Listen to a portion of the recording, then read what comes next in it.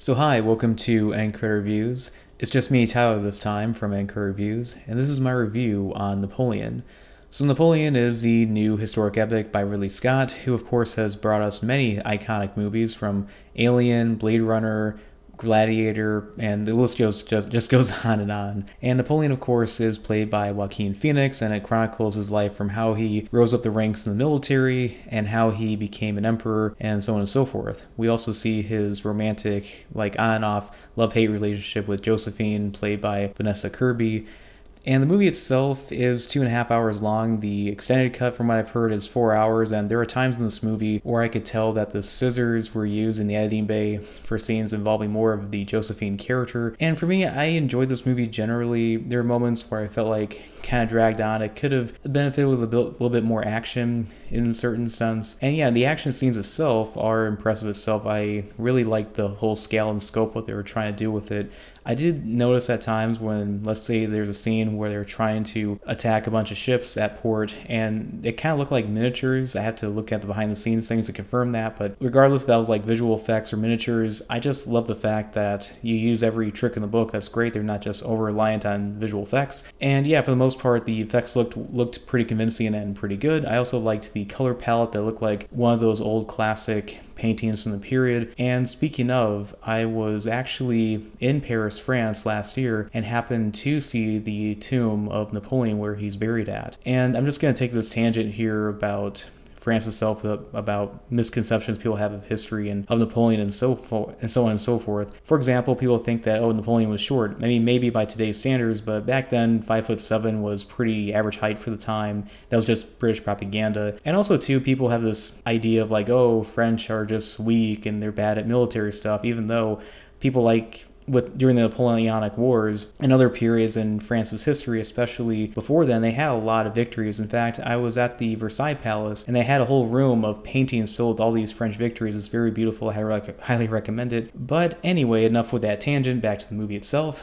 So there were moments with Joaquin Phoenix's performance where it was generally good, but there were moments where I could tell that he was kind of doing his own kind of thing here and there. Some lines felt a little bit kind of improv in ways which I'm not necessarily all 100% for or 100% against it. However, I also did hear that he also had a say in how to rewrite the script at times, where personally I feel like, I know that in his name in the opening credits has come up as a producer. Personally, I feel like actors should not be producers on movies. I feel like they should, I guess you can kind of say they should have maybe a say here or there once in a while with their characters, especially if they've been playing the character for a long time. But I feel like you should let the creative process go to the writers and the directors. I feel like the more actors kind of get involved with the creative process, it kind of muddies the waters a bit. And there are definitely moments in this movie where I felt like it could have been better if it was more of what Ridley Scott and the writer of the movie wanted. And speaking of the opening credits of this movie, it's kind of interesting to see that the opening credits of this movie does play out, and I do appreciate that because you rarely see opening credits in movies anymore. However, I wasn't so sure about the song choice. I'm not so sure if that was a Edith Piaf song playing, or it kind of sounded like her, and there are certain moments in this movie where you hear kind of these songs or hymns and that, and sometimes it worked and sometimes it didn't work. I mean, it wasn't as a painful misfire as The Great Gatsby movie from 2013, where he had a bunch of like modern hip-hop artists from the 2010s singing music that shouldn't exist for generations. I guess you could also say something that people may take issue with who are into history like me is the fact that we'll notice that there's a bit of diversity in this movie. Like, I know that there was a black general in Napoleon's army. I'm trying to remember his name. I don't remember his name off the top of my head, but I was aware even before the movie came out that yes, I mean, it makes sense that he's in it, but then throughout the movie I kind of noticed on different sides from the British and so on how there was conveniently like, okay, here's a token person, non-white person here and there, and it's just kind of this diversity inclusion nonsense that the Academy Awards have been applying at one point to say like, okay, you have to have X amount of people or else you won't get a nomination. I think they may have walked that back recently. So this movie was made around the time that they were enforcing that. But anyway, I just want movies to be historically accurate. I don't want them to say like, okay, we just want to appeal to modern audiences, even though this is a historical movie. This is exactly what the people look like.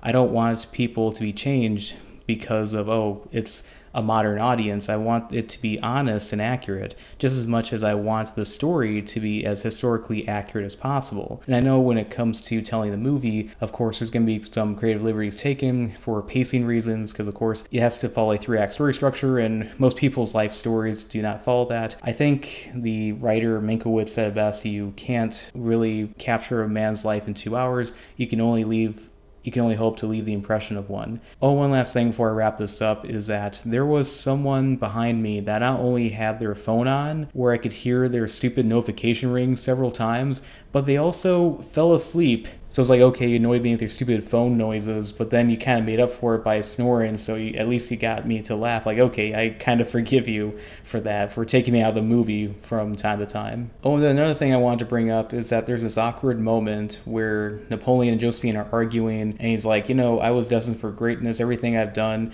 leads me to this sort of thing. And there's this line he says that's going to be completely out of context, where he says, like, I think he basically said that I was destined for this lamb chop, and I was like, I had to really contain myself from not bursting out laughing, and I was just like, that needs to be memed. That really needs to be memed right there. I'm going to try to meme that when a high quality clip of that comes out, but yeah.